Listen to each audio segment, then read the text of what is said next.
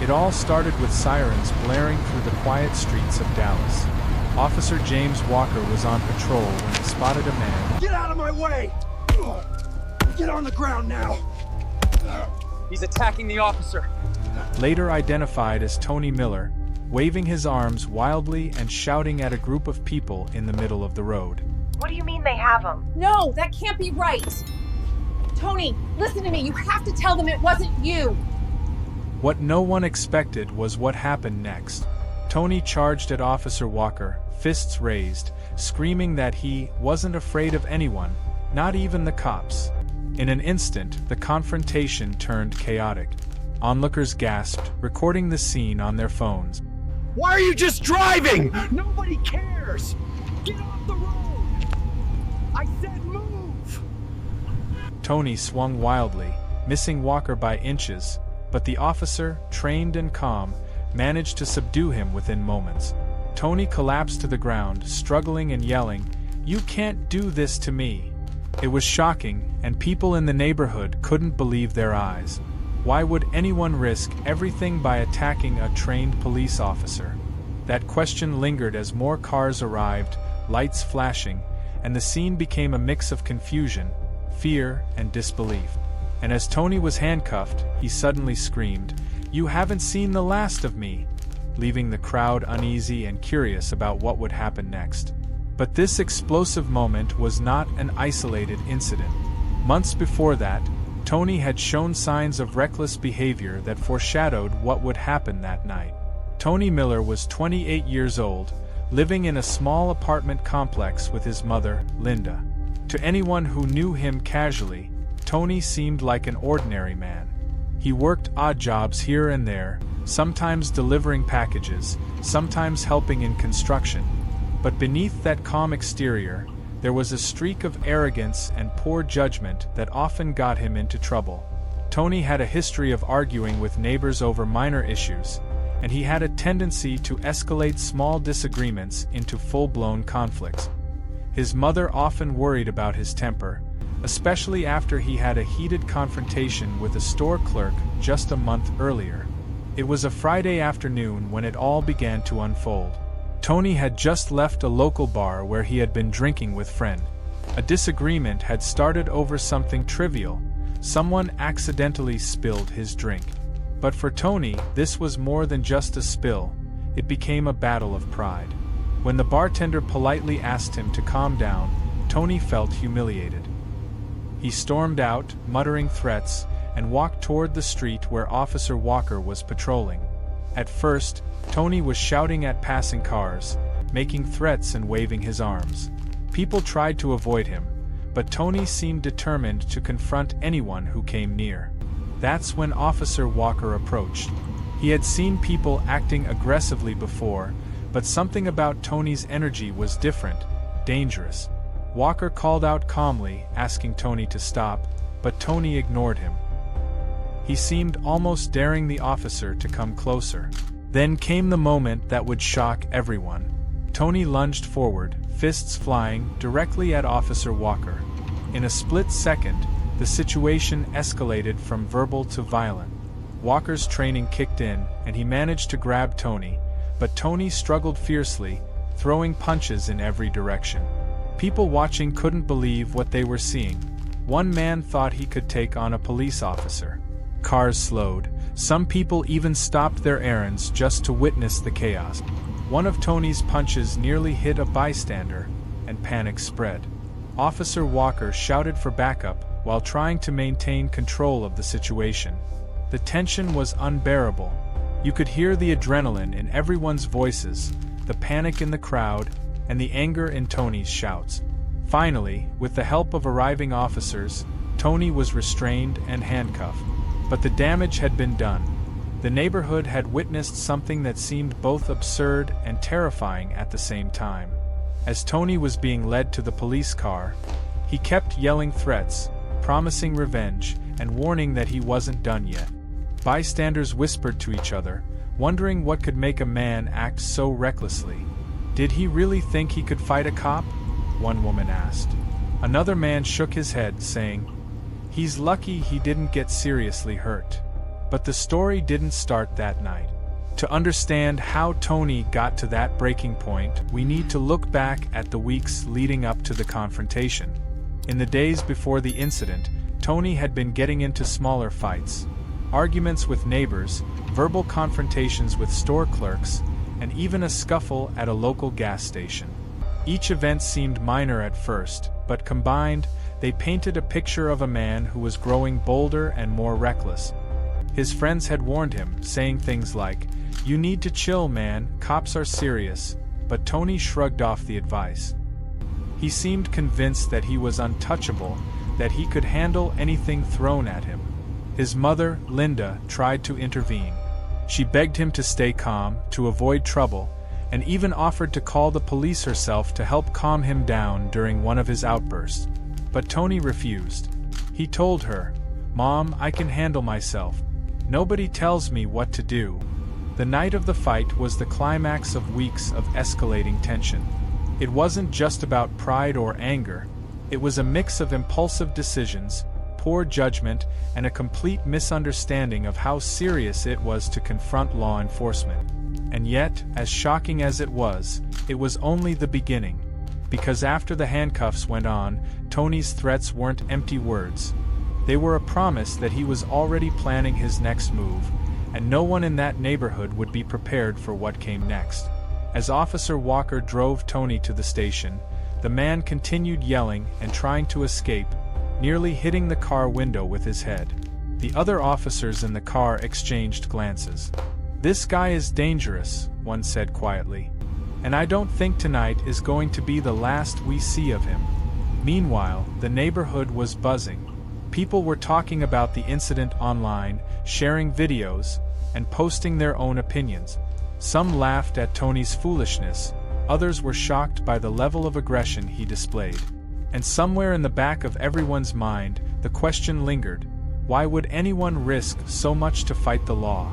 This question would only get answered in the days to come, as Tony's story unfolded, revealing a series of choices and events that led him to one of the most reckless confrontations with police anyone had ever seen. But just as the neighborhood began to settle down and people returned to their homes, a new disturbance started. Another man, clearly inspired by Tony's reckless behavior, began shouting and waving his fists nearby.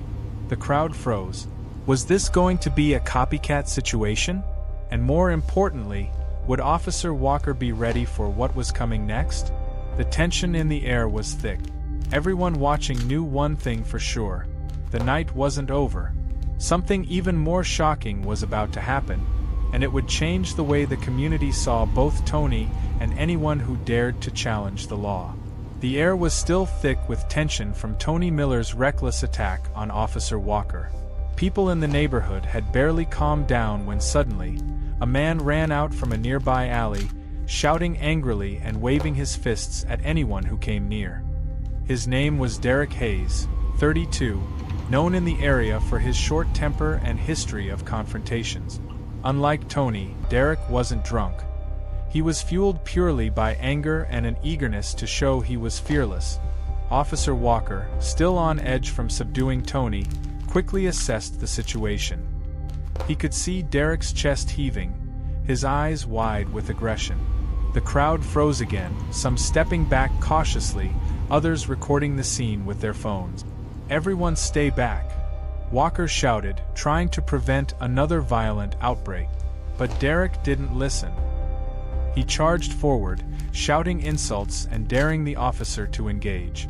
Walker's backup had not yet arrived, and he had to rely on his training to handle the situation. Derek swung wildly, throwing punches in the air and at anyone who came close. Some bystanders screamed, others tried to intervene, but it was clear Derek had no intention of backing down. Within moments, he had tangled with a few civilians before Walker managed to grab him. A struggle ensued, Derek twisting and yelling, spitting insults, and striking out. As Walker tried to subdue him, Derek's ferocity surprised even the experienced officer. "I've been in fights before," Derek yelled, "and I'm not scared of anyone." But this bravado didn't last long. With careful training, Walker maneuvered Derek to the ground and restrained him with handcuffs. The crowd erupted in a mixture of relief and disbelief. 2 dangerous confrontations in a single night. It was unlike anything this neighborhood had ever seen. Once Derek was secured, Walker took a moment to catch his breath and survey the scene. Tony had already been taken to the police station, but now it was clear that trouble wasn't over. Other residents whispered among themselves, shaking their heads at the reckless behavior they had witnessed. "What is wrong with these people?" one woman muttered. "Do they not understand the danger they're in?" In the days that followed, both Tony and Derek became topics of conversation across Dallas. The police department reviewed security footage, neighbors shared stories online, and reporters began to piece together the chaotic events of that night. What became evident was that Tony's actions weren't just a one-time lapse in judgment, they were part of a pattern of risky behavior that often escalated when alcohol, anger, and poor decisions combined. Derek's attack, though separate, revealed that there were others who felt empowered to challenge the law in reckless ways. Tony, still in custody, began to reflect on the night's events. In interviews, he seemed both defiant and slightly regretful. "I just wanted to show I wasn't afraid," he admitted. "I didn't think it would get so bad." Friends and family tried to defend him, saying he had a bad moment, but the reality was much harsher. The legal consequences were looming. Charges of assault on a police officer, resisting arrest, and public endangerment were just the beginning. Meanwhile, Derek Hayes faced his own consequences. Arrested for disorderly conduct, assault, and endangering civilians, he now realized the gravity of confronting law enforcement. His friends, while initially impressed by his bravado, quickly turned away, knowing the legal and personal risks were too high. Derek's family also expressed fear and disappointment, highlighting the human cost of rash, violent decisions. Beyond the arrests, the community itself felt the ripple effect. Parents became more cautious, ensuring their children stayed inside after dark. Local businesses increased security, fearing that more reckless individuals might be emboldened by the events they had witnessed. Some residents called for better policing and more visible patrols, hoping to prevent further chaos. The entire neighborhood had learned a hard lesson about the dangers of confronting law enforcement. But even as the dust settled, Tony's defiance lingered. Back in jail, he began plotting his next move. Unlike Derek, who seemed more reactive, Tony had a plan. He started networking with other individuals who had grievances against the police, exchanging stories and ideas that only fueled his sense of invincibility. His defiance wasn't just reckless, it was strategic, and that made him all the more dangerous. Officer Walker, aware of the potential for more trouble, started preparing for the worst. He knew Tony wasn't the type to quietly accept punishment. Walker reviewed his reports, consulted with colleagues, and coordinated with detectives to monitor Tony's associate. The sense of unease grew. Tony's threat was no longer a single reckless act. It was becoming part of a larger pattern. Then, one afternoon, the situation took an even darker turn. Tony's brother, Marcus Miller, 30, who had a history of petty crime and an aggressive streak, arrived at the local precinct claiming he wanted to speak his mind about Tony's arrest. Initially, he seemed calm, but as soon as he was let into the waiting area, his temper flared. Marcus began shouting at officers, accusing them of mistreating his brother, and suddenly threw a chair across the room. The officers struggled to restrain him as he continued to lunge and swing. The scene escalated rapidly. Security alarms blared, and additional officers were called in. Marcus's aggression was unexpected and extreme, leaving everyone in shock. It was another moment that proved just how quickly ordinary situations could spiral out of control when anger and defiance collided with law enforcement. By the end of the day, the precinct had faced 3 separate incidents related to Tony and his family: Tony's attack on Officer Walker, Derek Hayes' street confrontation, and now Marcus Miller's violent outburst at the station. The media picked up the story, dubbing it Dallas' wildest night of confrontations with police. The public was fascinated, horrified, and curious about what would happen next. Tony, sitting in his cell that evening, learned of his brother's actions. Rather than being concerned, he seemed energized. For him, it was proof that resistance, however reckless, could inspire others. The jailers noted his smirk as he muttered, "They're starting to get it now." Meanwhile, Officer Walker and his colleagues prepared for the coming days with heightened caution.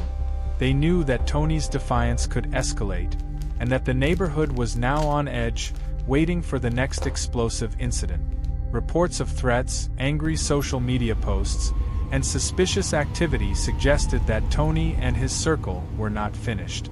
As night fell over Dallas, the city seemed quieter on the surface, but beneath that calm, tension simmered.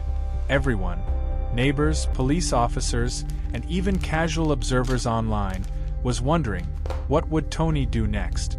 How far would he go to challenge law enforcement? And could anyone stop him before the situation became even more dangerous? Just when it seemed like the chaos might settle, a new report came in. Surveillance cameras captured a figure attempting to tamper with a police patrol car, right in the middle of the night. The footage was shaky, but the figure was familiar: Tony Miller. He was already out of his cell, or at least attempting to make the world believe he could strike again. The implications were terrifying. Tony wasn't just defiant. He was escalating in ways that put himself, law enforcement, and the public at risk.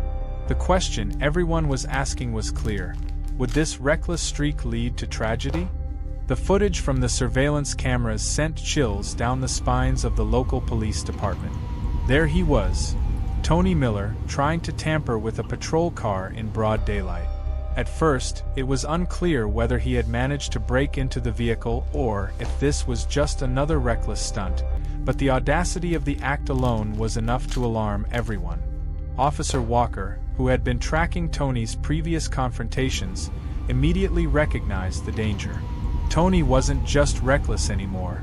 He was actively challenging law enforcement in ways that could have serious consequences. The next morning, the neighborhood buzzed with rumors. Social media exploded with clips from the night before.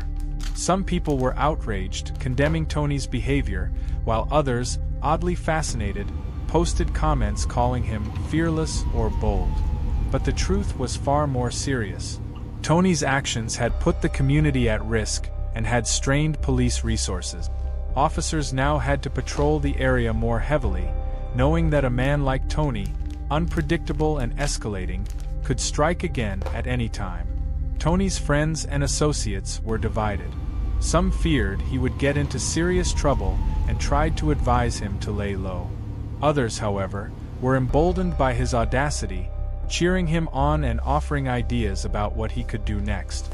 This mix of fear and encouragement created a volatile environment, making it almost inevitable that Tony would continue down a dangerous path. Meanwhile, Officer Walker and his colleagues worked to piece together Tony's network of friends and associates, hoping to understand who might assist him or escalate the situation further. They reviewed old police reports, community tips, and social media activity. It became clear that Tony's influence extended beyond his immediate circle. There were people in the neighborhood who respected his recklessness and were willing to follow his lead, even if only temporarily. Tony, locked in his cell, seemed unfazed by the police effort. Instead, he spent hours studying patterns, learning about patrol routes, and observing how officers responded to incidents. His defiance had shifted into planning. He was no longer acting purely on impulse. Now, it was calculated, though still reckless. It wasn't long before the consequences of Tony's actions caught up to someone close to him. One evening, Derek Hayes, who had been involved in the earlier street confrontation, was walking home when a group of teenagers began taunting him, referencing his fight with Officer Walker. Derek, fueled by anger and frustration, reacted violently, attacking the group. Within minutes, neighbors called the police. When officers arrived, Derek resisted arrest, struggling fiercely. Once again, law enforcement faced a volatile situation caused by a man emboldened by his previous reckless act. Tony watched all of this unfold with interest. From his perspective, Derek's confrontation validated his own behavior. See, Tony thought, people respect strength. People fear consequences, but that doesn't stop them. It was a dangerous mindset, one that hinted at further trouble for the community. As the days passed, Tony's influence and actions became increasingly concerning.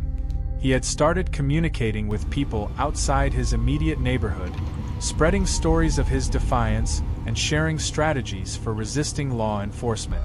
In some online forums, he even bragged about his ability to outsmart cops, though he did so in a way that was reckless and public. Police analysts monitoring these posts noted a disturbing trend. Tony's behavior was not just isolated incidents anymore.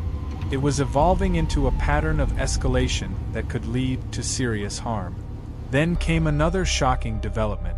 One night, while Officer Walker was on patrol, a call came in about a disturbance at a local convenience store. Witnesses reported that a man matching Tony's description was inside, throwing items and threatening employees.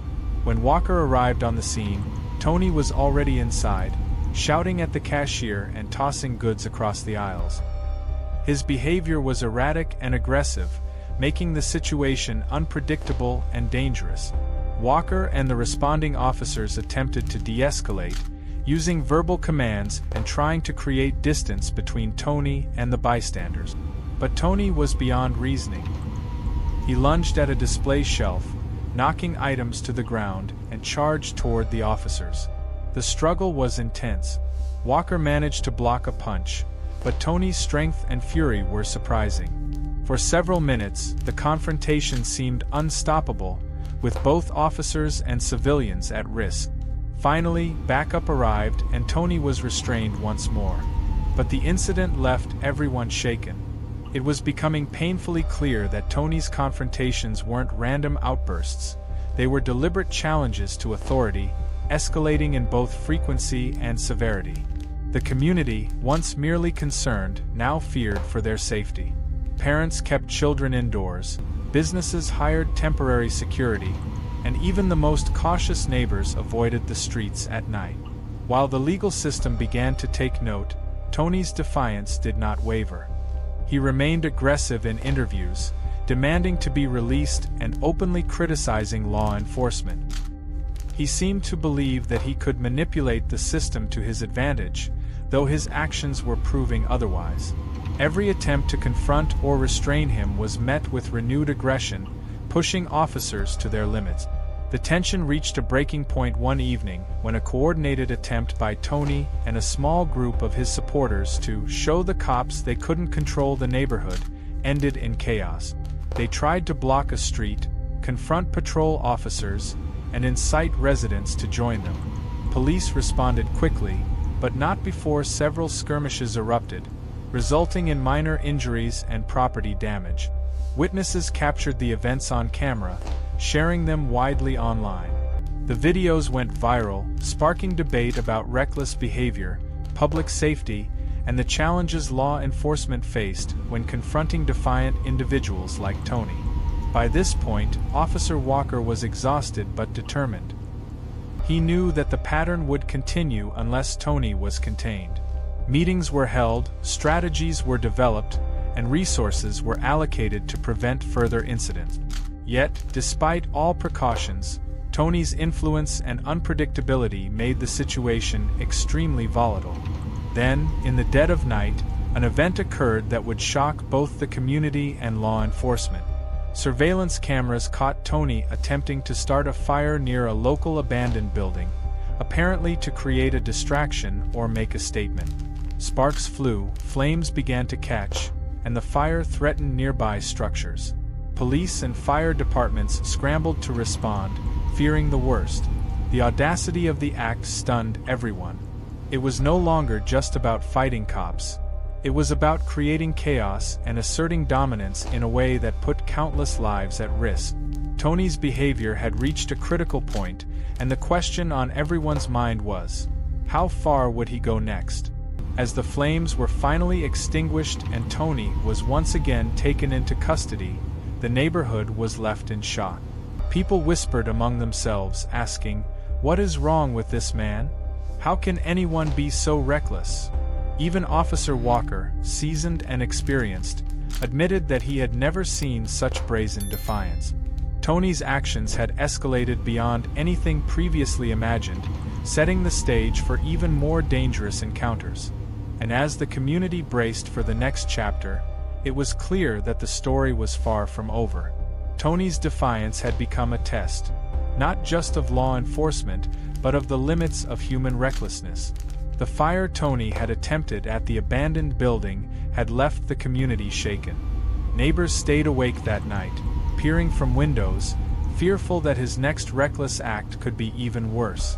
Officer Walker, along with the rest of the precinct, now treated every call with extreme caution, knowing that Tony's behavior was no longer just street-level defiance. It had become a serious threat to public safety.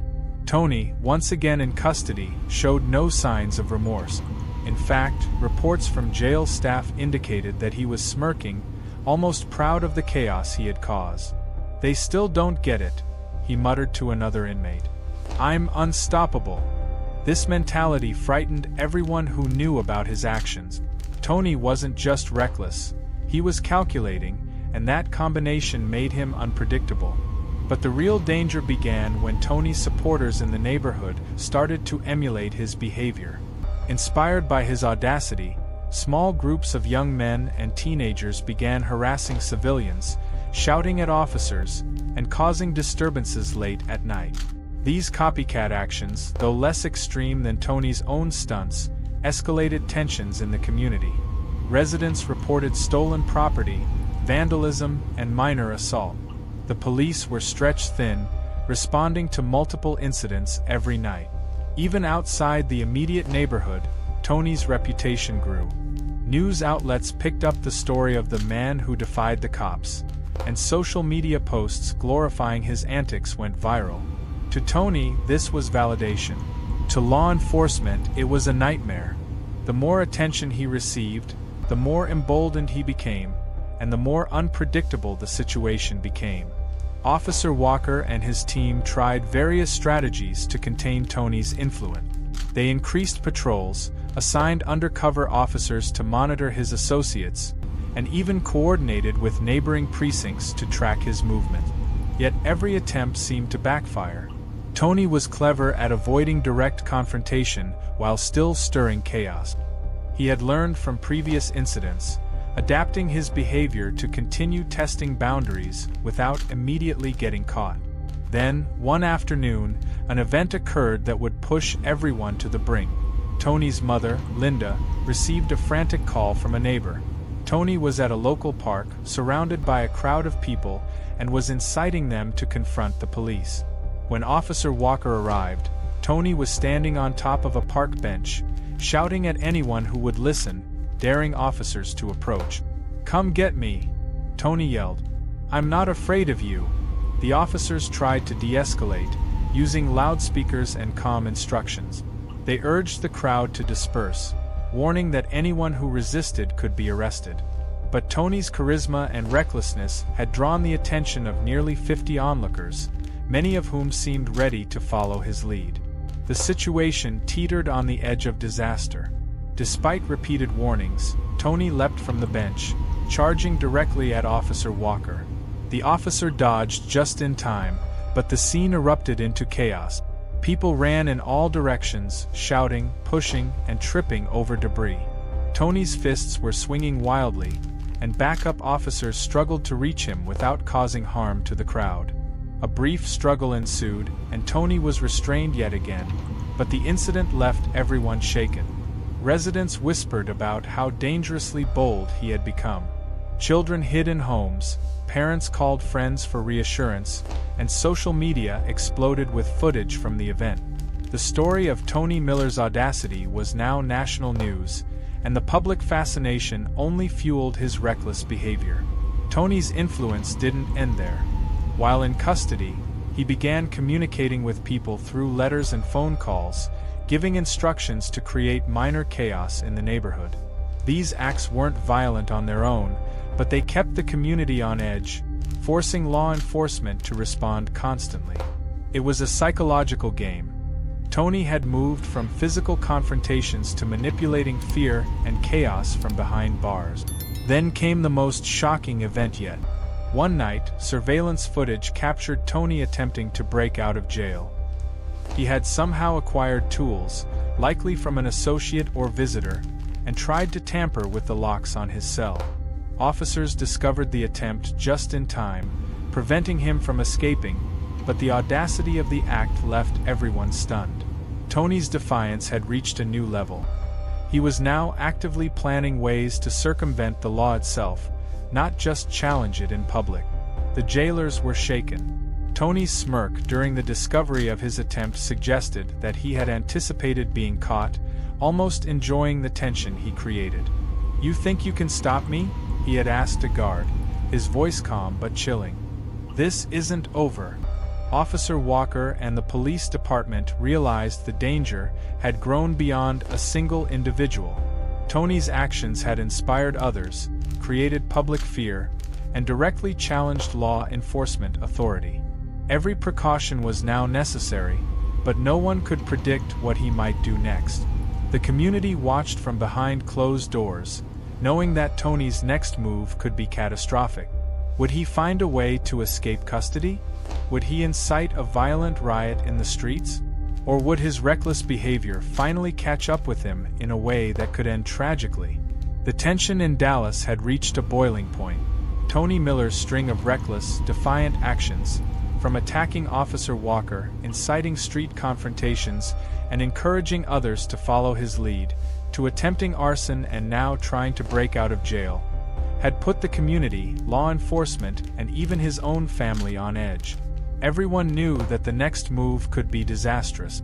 That morning, the police department held an emergency briefing. Officer Walker, exhausted but determined, outlined a plan to finally bring Tony under control. "We need to think like him," he told the team. "Predict his moves, anticipate his actions, and contain him before it escalates any further." Every officer on the team understood the danger. Tony wasn't just reckless anymore. He was a calculated threat, and every misstep could have serious consequences. Meanwhile, Tony was pacing his cell, muttering to himself. He had no intention of going quietly. In his mind, he was clever, unstoppable, untouchable. He knew the jailers had caught him trying to escape, but he had learned from that failure. He was already planning his next attempt, imagining himself walking free, laughing at those who had tried to control him. As the day passed, Officer Walker and his team implemented heightened security measures. Backup was called in, key areas were monitored with cameras, and all potential tools that could help Tony escape were removed. The officers moved cautiously, aware that Tony's determination made him unpredictable and dangerous. That afternoon, Tony received a visit from his mother, Linda. She tried to reason with him. "Tony, you have to stop this," she pleaded. "Think about your life, your future, your family. This isn't worth it." Tony shook his head, a mix of frustration and defiance on his face. "Mom, you don't understand. They think they can control me. They can't. I'm not scared of anyone." Linda left, heartbroken. She knew that Tony's pride and defiance had taken control of his life, and that there was no easy way to make him see reason. As evening fell, the tension in the jail was palpable. Officers monitored Tony closely, aware that he might attempt something drastic again. Suddenly, an alarm blared. Tony had somehow managed to create a small diversion, triggering a response from several guards. Officers rushed to the scene, ready for another confrontation. But Tony's plan was not physical this time. It was psychological. He shouted, taunted the officers, and tried to manipulate the crowd of other inmates, creating chaos and confusion. For a moment, it seemed like he might succeed in causing a major disturbance. But Officer Walker, anticipating Tony's tactics, coordinated a swift and precise response. Backup officers moved quickly, isolating Tony and preventing the situation from escalating further. Finally, after hours of high tension, Tony was restrained more securely than ever before. The chaos ended. The jailers and police officers breathed sighs of relief, knowing that the immediate danger had been contained. Tony, exhausted and frustrated, sat in his cell, smirking despite the heavy restraints. "You think this stops me?" he muttered. "You're only winning for now." The aftermath of Tony's actions was felt throughout the community. Neighbors, still recovering from weeks of fear and chaos, began to reflect on the events. Businesses repaired damage, parents comforted children, and social media discussions shifted from outrage to relief that the situation had been contained, at least for the moment. Tony faced multiple charges: assault on a police officer, resisting arrest, arson attempt, inciting public disturbances, and attempted jail escape, among others. The legal system moved swiftly, ensuring that Tony would be held accountable for his actions. His defiance and reckless behavior had consequences, and the court made it clear that the law would not tolerate such brazen challenges to authority. Officer Walker, though relieved that Tony was finally contained, knew that the events had lasting effects. "It's not just about one man," he told reporters. "It's about the message this sends to the community. We have to remain vigilant, and we have to remember that even reckless individuals can inspire dangerous actions if we aren't careful." Tony's mother, Linda, visited him one last time before his court proceedings. She sat quietly, tears in her eyes, and whispered, "I hope you finally understand the danger of your choices. It's not too late to change." Tony remained silent, the defiance in his eyes replaced with a hint of reflection. For the first time, there was a glimpse that perhaps he understood the severity of the chaos he had caused.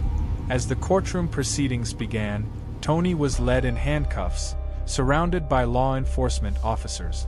Cameras flashed, reporters whispered, and the community watched, knowing that justice would finally address the dangerous streak of defiance and recklessness that had gripped the neighborhood for weeks. The story of Tony Miller, the man who dared to fight the cops, incite chaos, attempt arson, and defy authority, became a cautionary tale. It was a story that highlighted the consequences of reckless pride, poor judgment, and the danger of inspiring others to follow in defiance. While Tony would face legal consequences, the community learned valuable lessons about vigilance, the limits of human recklessness, and the importance of law enforcement in protecting the public. The events that unfolded over those weeks became a story shared across Dallas, a reminder that no one is above the law, and that defiance, when pushed to extremes, comes with serious consequences. By the time Tony's trial began, the neighborhood had begun to heal. The chaos he caused would be remembered, but the resilience of the community, combined with the dedication of law enforcement, ensured that the danger had been contained. Tony's story ended as a true crime lesson, a reminder that foolish defiance, no matter how bold or audacious, inevitably meets the firm hand of consequence. And while Tony may have once smirked at the chaos he created, in the end, reality had caught up with him, proving the harsh truth. Fighting the cops is never worth it.